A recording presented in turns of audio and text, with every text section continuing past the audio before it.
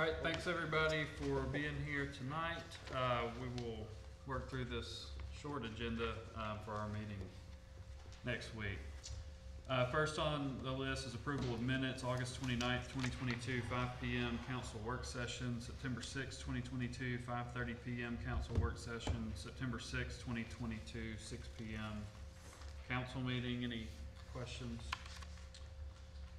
Next is approve monthly bills, approve August 2022 monthly bills. Any questions?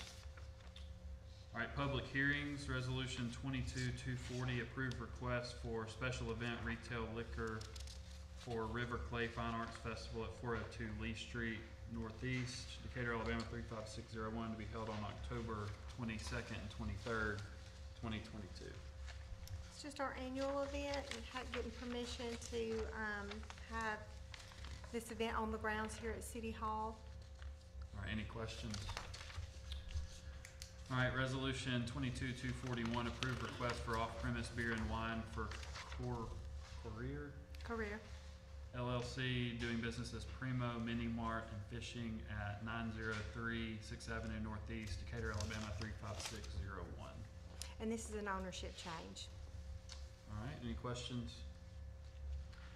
All right, resolution 22-242, approved request for a special use permit for Verizon Wireless to modify equipment on an existing tower located at 2625 Centron Drive Southwest. Good afternoon, President, Council, Mayor. This resolution is for an application made by Verizon Wireless. This is to upgrade the existing site at 2625 Centron Drive Southwest.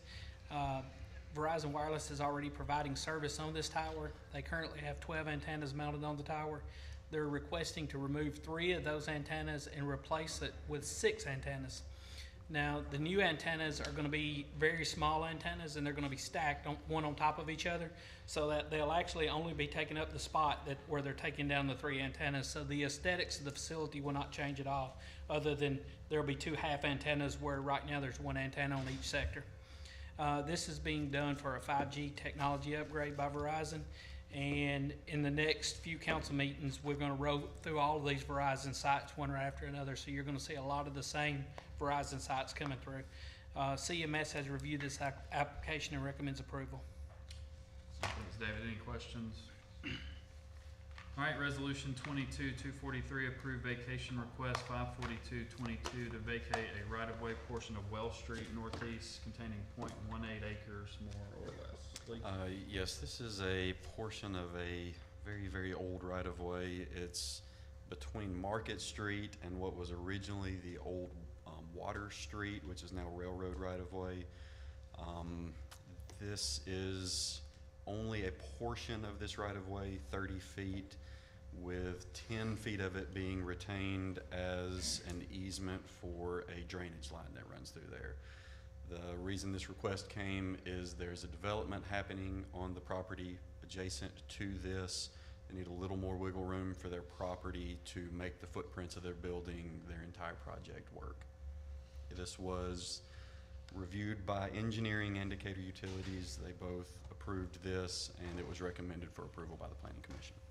All right, any questions? All right, resolution 22-244, approved memorandum of understanding with Decatur City Schools for playground at Francis Nunguster Elementary School. Well,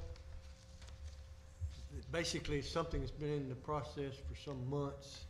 It allows us to use some school property to put some playground in, have a recreation area for the students.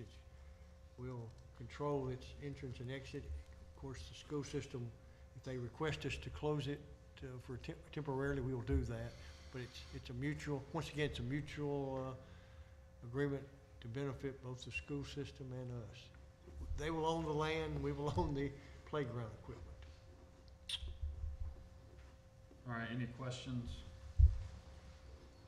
All right, resolution 22-245, accept budget amendment for the Princess Theater ADA improvement project. The council remembers probably a month and a half ago, we did a change order for the Princess to move some seating that the Princess had asked us to do.